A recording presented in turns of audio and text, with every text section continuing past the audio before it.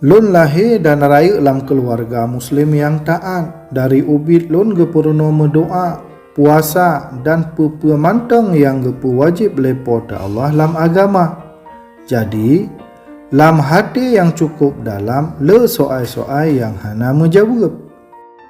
Kiban cara hati beryakin menyo desa lun gepu ampun. Peke amai ibadah lun kasep supaya lun diterima di ke Allah. Tapi hati lun merasa kosong walaupun le ibadah yang lun pubut. Masalahnya, di balun baksa bohorot yang panjang minta hai-hai yang betul. Lun mulai baca kitab-kitab, meruno ngan saudara-saudara. Olehnya sabe lun mendoa, neputunyo ke ulun rodroneh yang betul. Baksi uro lun mulai baca kitab Injil. Wate awai merasa kena tepu mantong.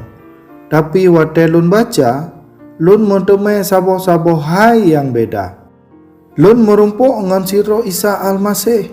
Gopnyan kon mantong siro Nabi.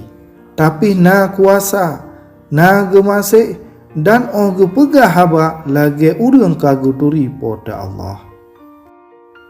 Yang paling kenong lam hati lun nakeh wate lun baca kitab Injil Yahya 12 ayat 6. Gejawab le Isa, ulun ke herot ketaturi ubah Allah dan metumai hudib. Hana mesiropih yang hasil jejak ubah Allah menyohana rot ulun. Lun sengap. Selamanya lun minta rot ngat merumpok ngon Allah melalui amai ibadah. Nah ke di sino Isa gepegah lun kedro jalan ji. Bak waten yan ke lun kamu pom pakon Isa truk dekah. Gop nyan mate bak kaya palang ke getubuh desa-desa ulun. Dan hudip gop nyan geberi udip ke kamu kekai. Nyo kerinduan yang cukup dalam. Kage peglih desa dan gasih pada Allah nyata. Ngonyo lun mendoa dan lun kun. Ya Isa, menyodroneh betul juru selamat. Lun kubi hudip lun ubak gata. Nepu ampun desa lun.